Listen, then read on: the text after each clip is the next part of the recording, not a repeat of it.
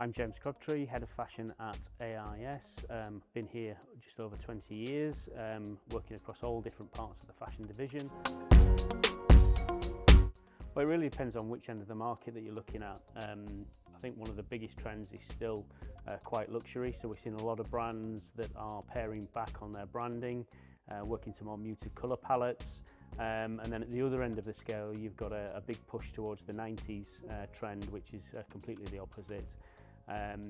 But we're really seeing another drive on athleisure, which has moved a lot more into the mainstream now, and it's just used as everyday clothing rather than sports orientated, and that's really another key trend that we're following.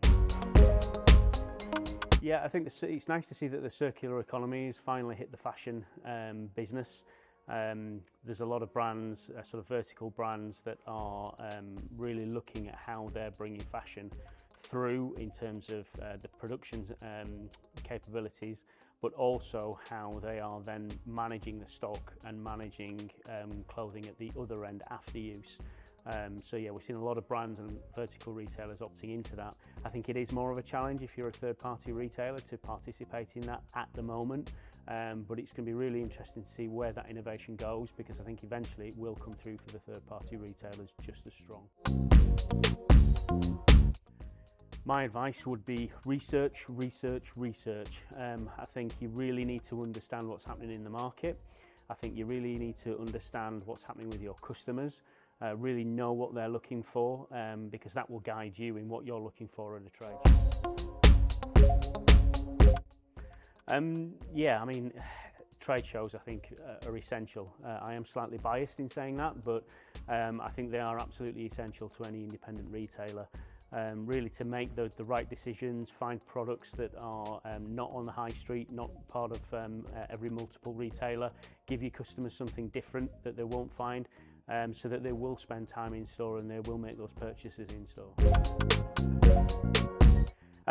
Cost of doing business, I think, is really key at the moment.